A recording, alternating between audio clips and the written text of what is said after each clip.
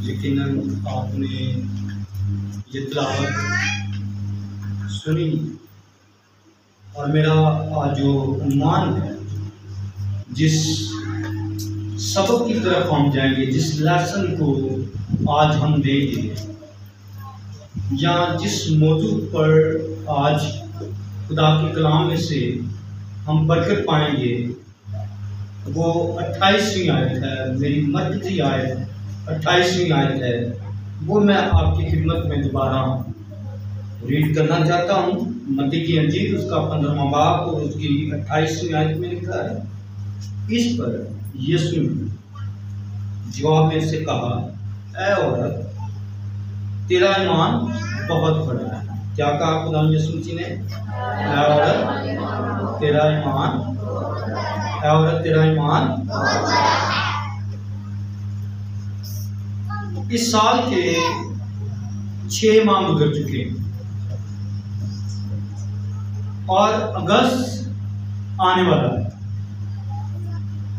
इन 6 माह में हम अपनी असेसमेंट करें, हम अपना जायजा लें या अपने आप को नापने की कोशिश करें कि इस साल के 6 माह में मैंने अपने ईमान को छोटा किया या फिर बड़ा किया।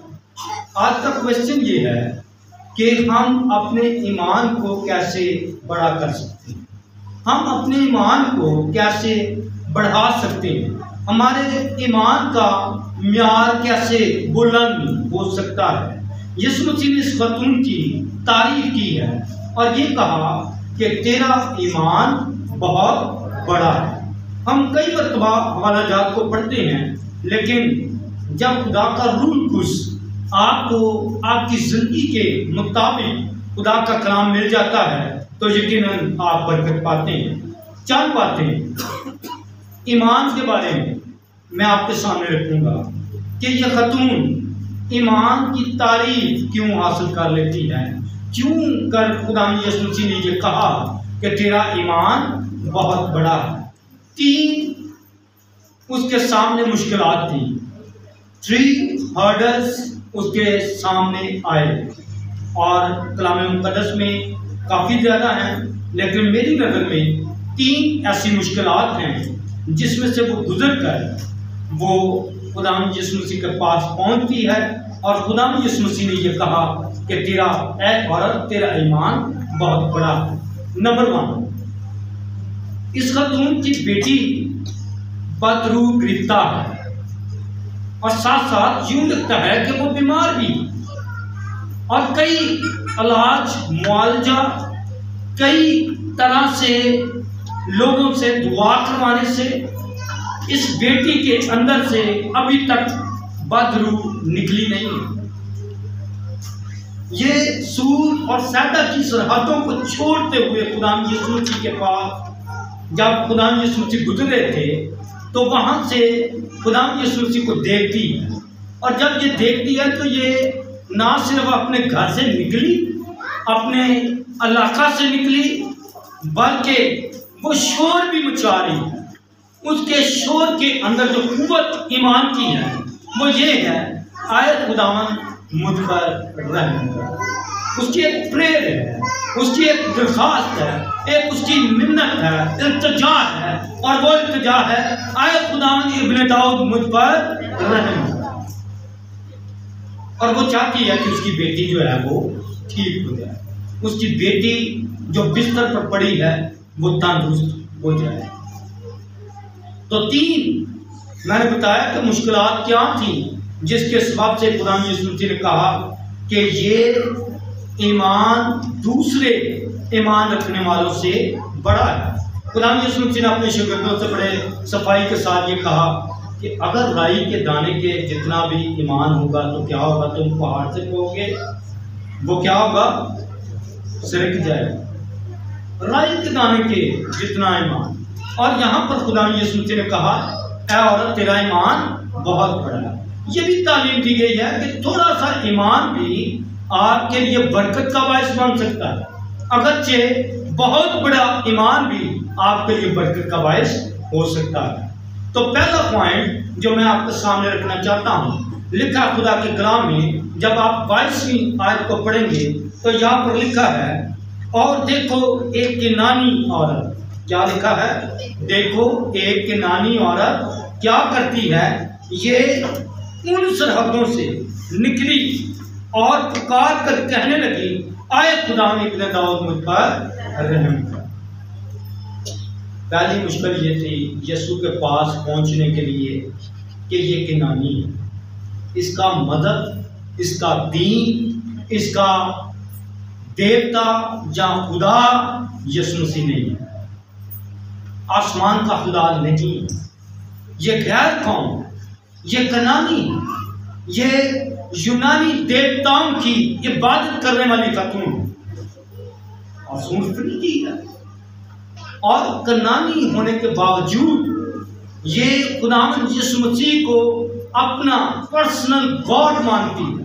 ये चाहती है कि उन देवताओं जिनके सामने मैंने अपनी बेटी की रिक्वेस्ट भेजी कि वो उसे शिफा दें, वो नहीं दे पाए, अब वो अपने दीन से निकलकर यीशु पर ईमान ले आई है और वो कहती है कि ऐ इब्ने दाऊद खुदा के बेटे मुझ पर रहम कर। तो पहली मुश्किल क्या था? अपने दीन का इनकार करना, अपने दीन को पीछे छोड़कर यीशु के पीछे आना, ये उसके लिए बड़ी मुश्किल थी। वहां पर कनानी और भी लोग होंगे जो उसे देख रहे होंगे, और जब वो पुकार कर शोर मचा कर और बुलंद आवाज से कह रही होगी कि ऐ इब्ने दाऊद, ऐ यीशु, मेरी बेटी पर रहम कर, मुझ पर रहम कर, तो साथ खड़े लोगों ने उसे मना भी किया होगा कि नहीं, हमारे एरिया में तो बहुत बड़े जादूगर हैं, तुम उसके पास जाओ, वो तुम्हारी बेटी को ठीक कर देंगे। लेकिन इसने फैसला कर लिया था, ये समझती थी, जानती थी, इसके ईमान था कि यीशु मसीह ही मेरी बेटी को शिफा दे सकता है।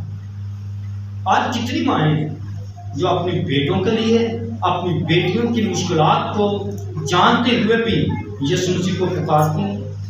बहुत थोड़े लोग होंगे, बहुत थोड़े होंगे जो अपने बेटे की या बेटी की जरूरत को समझते हुए यीशु के पीछे चलते हैं कि हमें खुदावंद यीशु मसीह ही से ये बरकत मिल सकती है। सेकंड, जो उसके सामने हर्डल्स था वो था, खुदा के कलाम में जब आप पढ़ेंगे तो यहाँ पर लिखा है,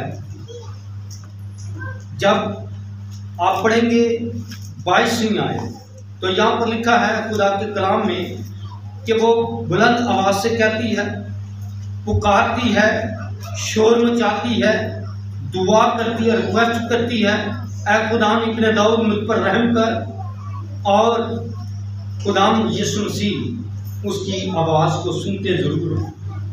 खुदावंद यीशु मसीह बहुत सारे लोगों में से इस कनानी औरत की आवाज़ ज़रूर सुन रहे हैं। ज़रा 22वीं आयत के आखिरी हिस्सा को देखिए, और यहाँ पर लिखा है, एक बदरू मेरी बेटी को बुरी तरह कैसे सताती है, बुरी तरह। ये बड़ा फोकस है मती का कि ये कोई आम बात नहीं है।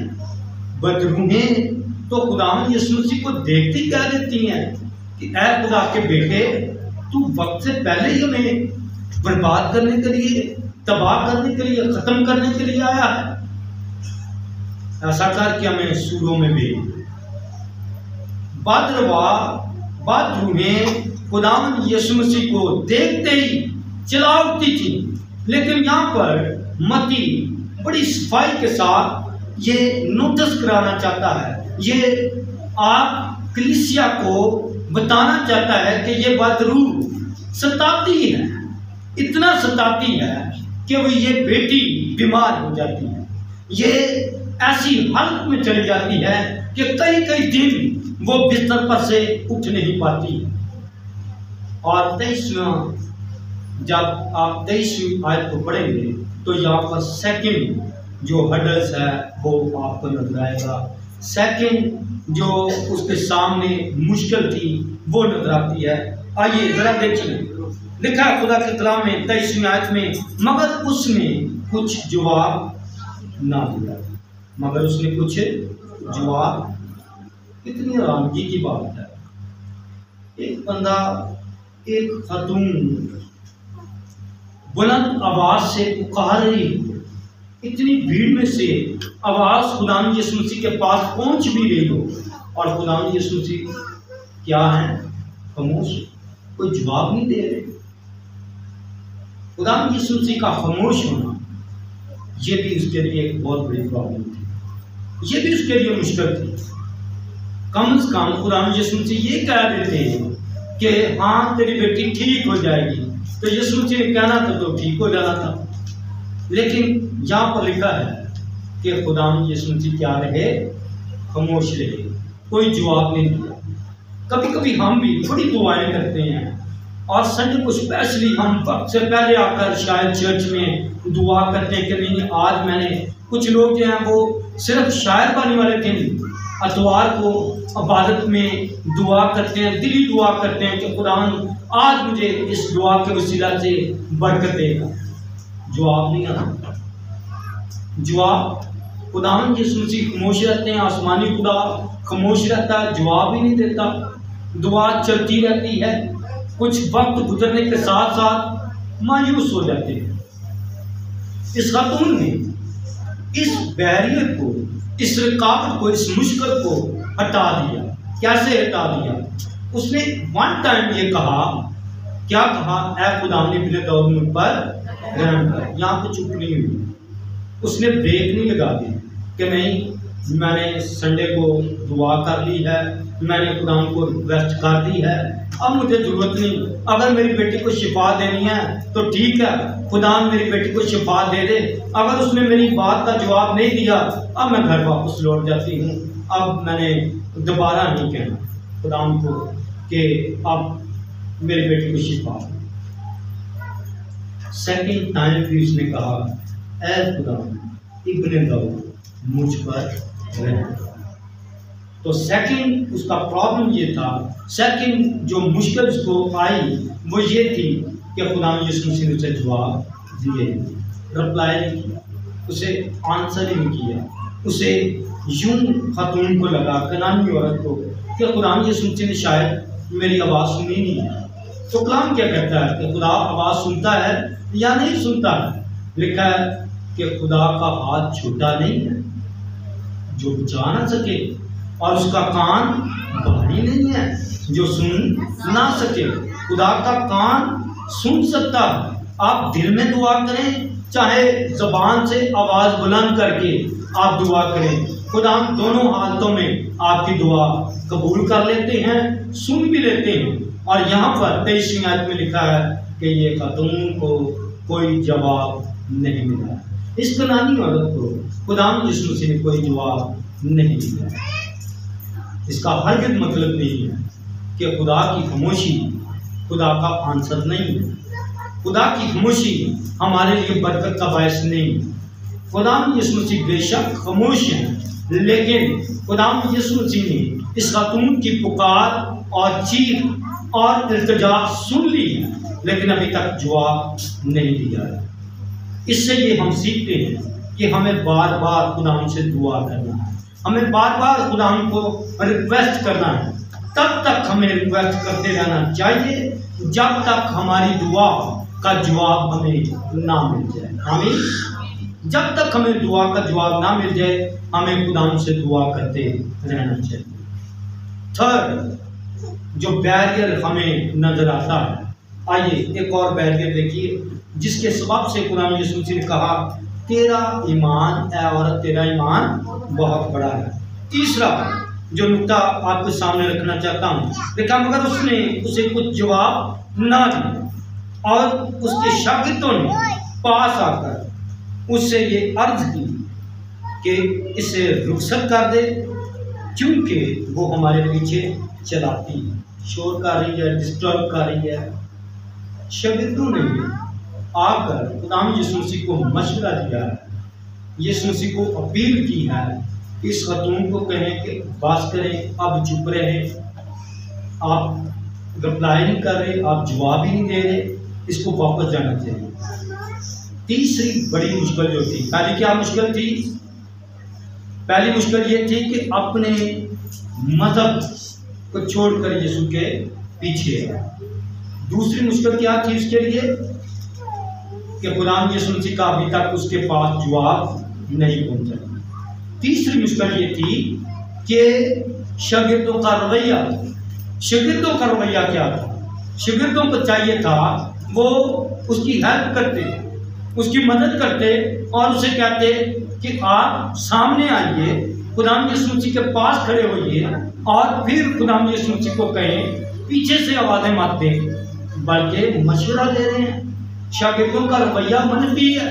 शागिर्दों का रवैया इस खातून, कनानी खातून के लिए अच्छा नहीं है। और क्या अच्छा नहीं है? वो खुदाम यीशु मसीह से कह रहे हैं कि इस खातून को रुखसत कर दे, ये वापस अपने घर चली जाए। ये भी उसके लिए एक बहुत बड़ी मुश्किल थी कि अब फैसला करें कि वो घर वापस जाए या फिर शागिर्दों की बातें सुनकर यीशु के पीछे पीछे चलती रहे। हमारे साथ भी अक्सर औकात ऐसा होता है, कुछ लोग चर्च में बैठे कोई बात कर दे तो हम कहते हैं अगले संडे हम नहीं हैं। हम इस मुश्किल को बहुत बड़ी मुश्किल समझते हैं। अगर हमें कोई बात कर दे या कुछ कह दे तो हम समझते हैं कि हमारा ताल्लुक खुदा के साथ टूट गया है, अब यही चर्च जाएगा, मैं इस चर्च में नहीं आऊँगा। तो यहाँ पर इस खातून के लिए शायद इस तरह की मुश्किल थी कि शागिर्द क्या कहते हैं, ऐ उस्ताद से रुखसत कर दे। ये भी उसके लिए एक प्रॉब्लम था, एक मुश्किल थी, लेकिन उसने फेस किया। वो सामने आई और खुदाम यीशु मसीह से रिक्वेस्ट की और वो रिक्वेस्ट ये थी, ऐ खुदाम इब्ने दाऊद मुझ पर रहम।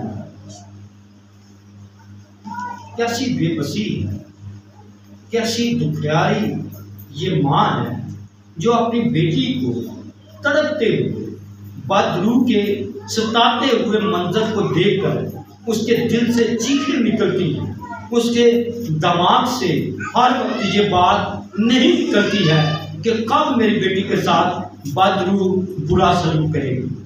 कैसी दुखी औरत है, कैसा उसका मिजाज आपको नजर आता है, कैसे उसकी जिंदगी के हालात आपको नजर आते हैं। और उसकी ज़िंदगी के हालात यहाँ पर लिखे हुए हैं कि उसकी ज़िंदगी के हालात किस कदर मुतासर हैं। खुदा यीशु मसीह से कहते हैं कि मैं इस्राएल के लिए आया हूँ, मैं इस्राएल के बेटों के लिए आया हूँ, उनको रोटी खिलाने के लिए आया हूँ। उसने कहा अगर टुकड़े भी मिल जाएं तो हम भूखे हैं, हमें थोड़ा सा भी कोई टुकड़ा मिल जाएगा, कोई ब्लेसिंग मिल जाएगी, हम उसी पर गुजारा कर लेंगे। ये जो जिस्मानी हालात हैं, ज़हनी हालात हैं, उसका पूरा यकीन है कि मेरी ख़ानदानी ज़रूरत, बेबसी और मेरी दुखियारी माँ होने के साथ साथ इसका हल बाहर यीशु के पास है। इसलिए वो कहती है कि क्या कहती है, आइए अपनी बाइबल पर उंगली रखिए और देखिए मेरे साथ 25वीं आयत अगर कोई जमायत में से पढ़ते तो बड़ा अच्छा होगा। ये उसकी फीलिंग्स हैं, वो खुदाम यीशु मसीह से दूर नहीं जाना चाहती, वो खुदाम यीशु मसीह के पास आना चाहती है। शागिर्दों का रवैया आपने देख लिया है, माशरे का रवैया आपने देख लिया है, आपने उन लोगों का रवैया भी यहाँ पर ऑब्जर्व किया है, आपने नोटिस किया है कि कोई उसके लिए तैयार नहीं है कि उसकी बेटी जो है वो शिफा पा जाए, उसकी बेटी में से बदबू निकल जाए। 25वीं आयत को पढ़ेंगे। अगर कोई बेटी बेटा बुलंद आवाज से पढ़ दे तो बड़ा अच्छा है। यहाँ पर ये एक माँ की फीलिंग्स हैं अपने बच्चों के लिए, और क्या फीलिंग्स हैं मैं आपके सामने रखना चाहता हूँ। उसने आकर उसे सिजदा किया और कहा, ऐ खुदावंद मेरी मदद कर। मगर उसने आकर उसे क्या किया? यीशु मसीह को क्या किया और क्या कहा? पहले वो कह रही थी ऐ इब्ने दाऊद मुझ पर रहम कर। आप खुदा यीशु मसीह से क्या अल्फाज कहे हैं? ऐ खुदा मेरी। और ज़बूर 121 में हम क्या कहते हैं? ज़बूर 121 में हम मदद के लिए खुदा से क्या कहते हैं, अखियाँ चुकना मैं बल पहाड़ मदद ले मेरे। इस खतून का अब सोच बदल गई है। इस खतून की, इस माँ की, इस कनानी औरत में इस कदर ईमान की जरूरत को महसूस करते हुए खुदा यीशु मसीह से कहा, ऐ खुदावन मेरी मदद कर। सब कहिए, ऐ खुदावन मेरी मदद कर। ये दुआ। अब उसकी दुआ का अंदाज क्या हो गया, बदल गया। और क्या कहा खुदा यीशु मसीह से 25वीं आयत में, मगर उसने उसे सजदा किया और कहा, ऐ खुदावन मेरी मदद कर। आप कितनी मदद खुदा से मांगते हैं? आप कब कहते हैं कि खुदावन मेरी मदद करे? आप कब चाहते हैं कि खुदावन आपकी मदद करे? इस हल्के में, इस प्रेम में अपने आप को फिट कीजिए कि आपने कब खुदावन से कहा कि खुदावन मेरी मदद कीजिए। क़ज़ात की किताब देखिए, क़ज़ात की किताब देखिए, उसका 16वां बाब।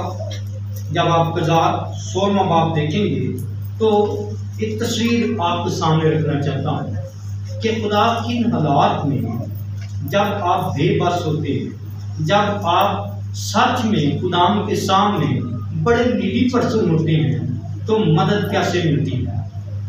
ये समसून का वाक़या है, क़ज़ात 16वां बाब है। खुदा ने इसे नज़ीर मुकर्रर किया।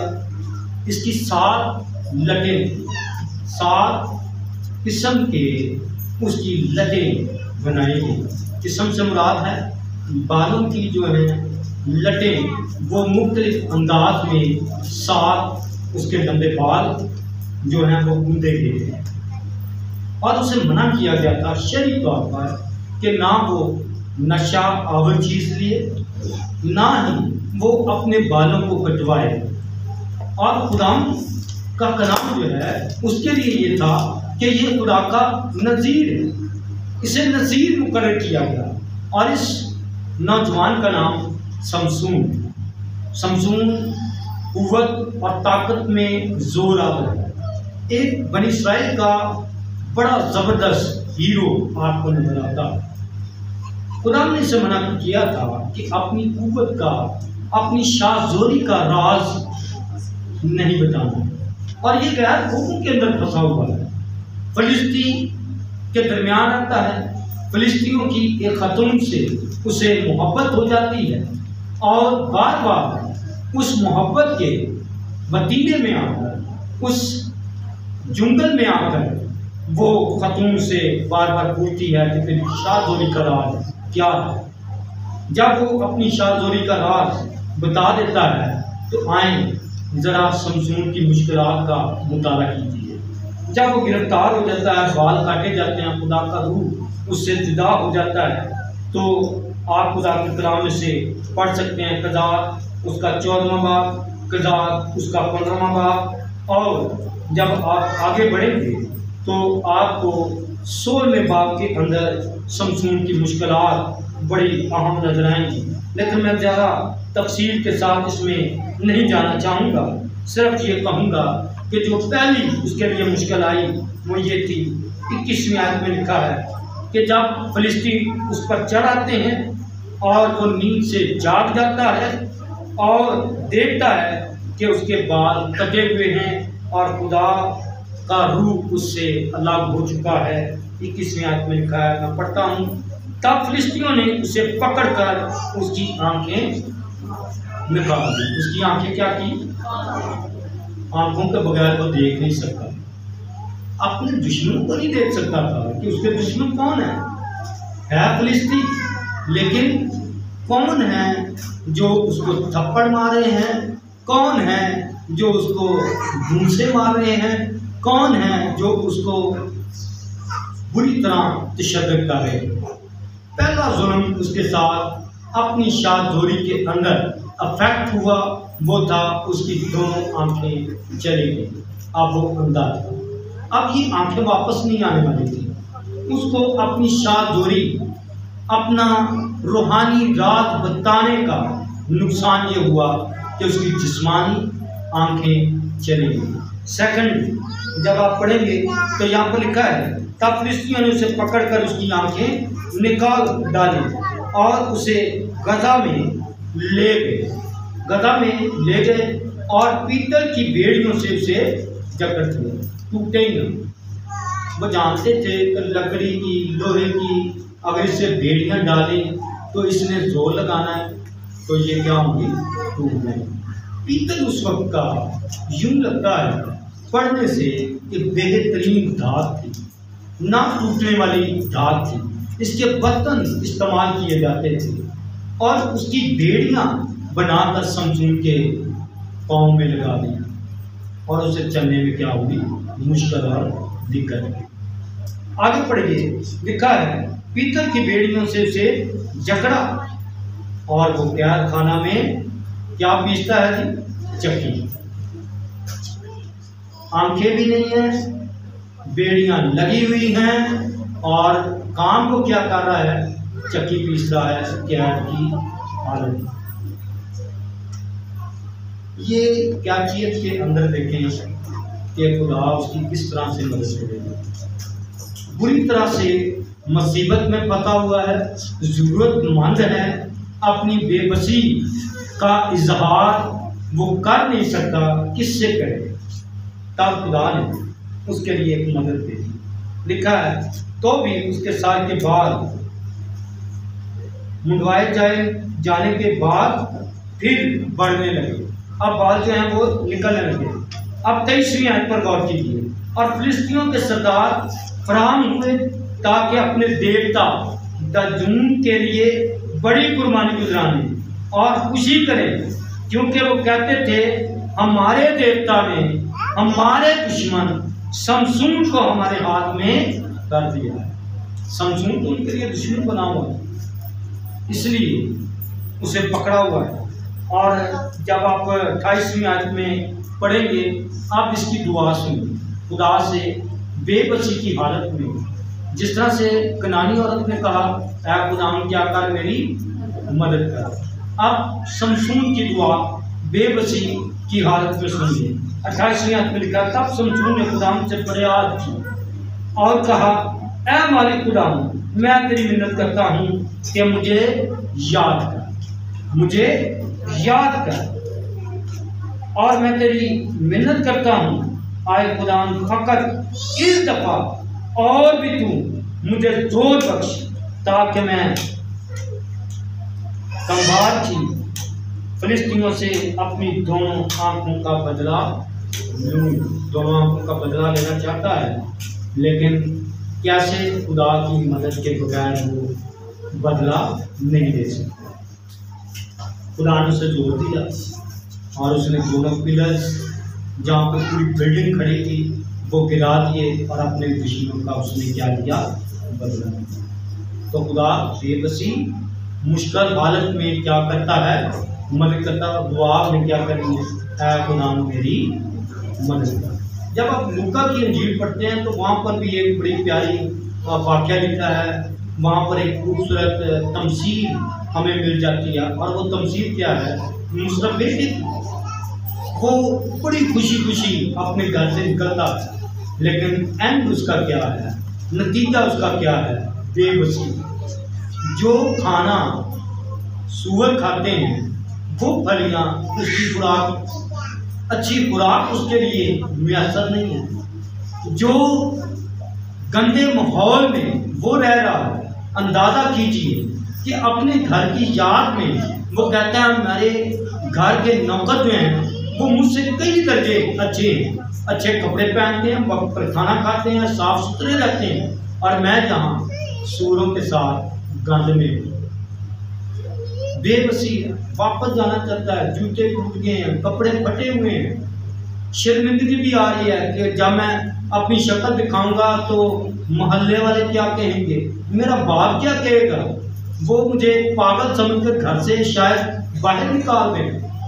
लेकिन उसने कसम कर लिया, इरादा कर लिया, उसका इरादा इतना मुस्तकीम हो चुका था। उसने कहा मैं जाऊंगा, अपने बाप से कहूँगा कि मैंने तेरी और आसमान के खुदा की नज़र में क्या किया है, गुनाह किया है। ये बेबसी की हालत में मुफ्तसी की हालत में, गुर्बत की हालत में अंदाज़ा कीजिए कि खुदा की मदद आप तक कैसे पहुँचती है। कभी कभी बीमारी, बेबसी, तंगी, मुश्किल आपको यीशु के पास लाने का सबब भी बनती है। इस खातून की बेटी जो कि शदीद बीमार है, बदरू में गिरफ्तार है, बदरू सताती है, ये अपनी बेबसी की हालत में खुदा यीशु मसीह से अपनी ज़रूरत पूरा करना चाहती है और यीशु के पास आकर कहती है कि ऐ खुदावन मेरी मदद। मेरे कहने को तो बहुत कुछ है, इसमें से हमारे लिए बहुत कुछ मौजूद है, लेकिन जो यीशु मसीह ने कहा है वो आपके सामने रखना चाहता हूँ। और क्या कहा खुदा यीशु मसीह ने 28वें आयत में लिखा है। इस पर यीशु ने जवाब में से कहा, ऐ औरत, तेरा ईमान बहुत बड़ा है, जैसा तू चाहती है तेरे लिए वैसा ही हो। और उसकी बेटी ने उसी घड़ी शिफा पाई। ईमान बहुत बड़ा है। हम अपने ईमान को चेक कीजिए, हम अपने ईमान का अंदाज़ा कीजिए, अपने पैर को रगड़िए कलाम की कसौटी पर कि आपने ईमान से क्या फ़ायदा हासिल किया।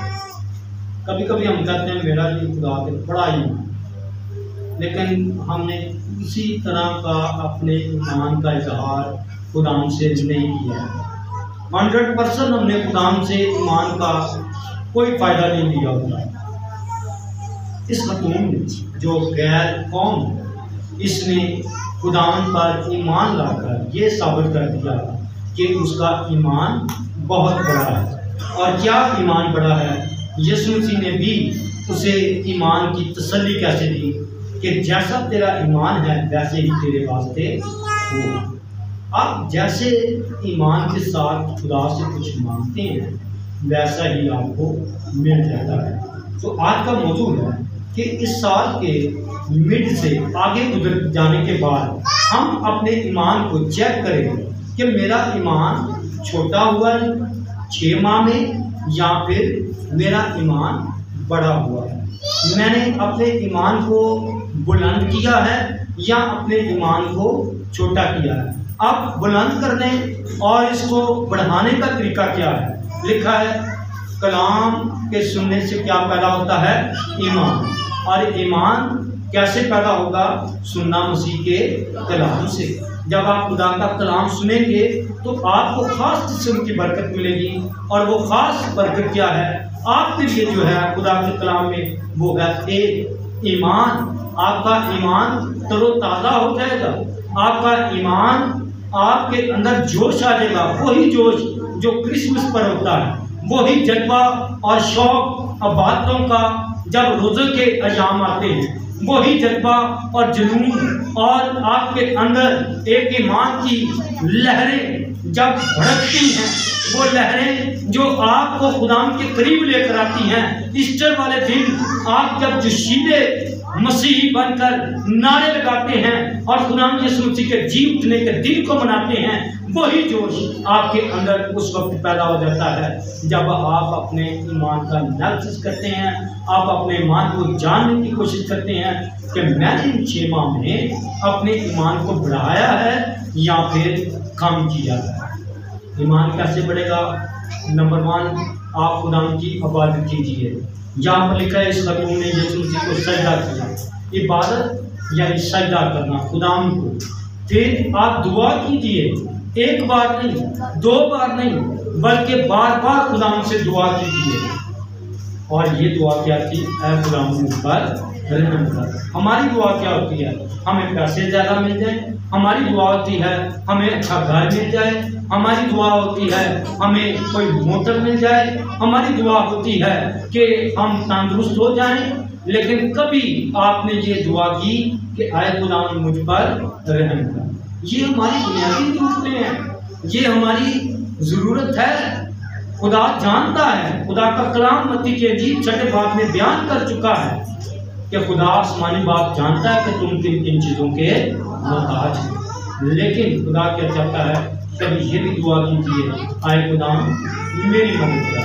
कभी ये भी दुआ कीजिए, आए खुदाम इब्न दाऊद मुझ पर रहम कर। आए अपने सर को झुकाएं और इस बात के लिए खुदा का शुक्र अदा करें।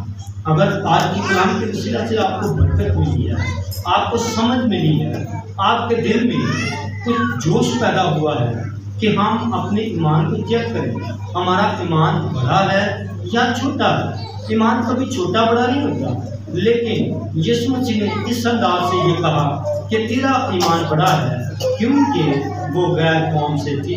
हम तो मसीह के फॉलोअर्स हैं, हम मसीह के पीछे चलने वाले हैं। फिर हमारा ईमान तो इस खतून से और कहीं ज़्यादा बुलंद होना चाहिए। हमारे ईमान की ताकत तो और गैर कौमों से ज़्यादा बुलंद होनी चाहिए। लेकिन अफसोस की बात ये है कि हम अपने ईमान को उजागर नहीं करते, हम अपने ईमान की हिफाजत नहीं करते, हम अपने दिल की और सोचों की हिफाजत नहीं करते, हम अपने दिलों को खुदाम के आगे नहीं उंडेलते, हम हन्ना की तरह अपने दिल को उंडेले।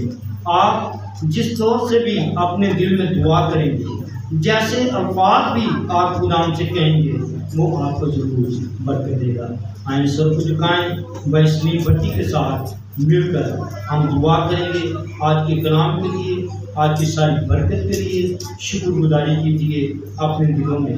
अगर आपको समझ आई है, इस कलाम की समझ के लिए आप खुदाम से शुक्रगुजार हैं, क्योंकि अक्सर खुदाम ने ये कहा कि हमें तेरी बातों की समझ नहीं आई, हमें इस तमसील की समझ नहीं आई, आप हमें समझाइए। तो खुदाम ये चाहता है कि आप खुदाम के कलाम को समझिए, खुदाम की बातों को समझिए।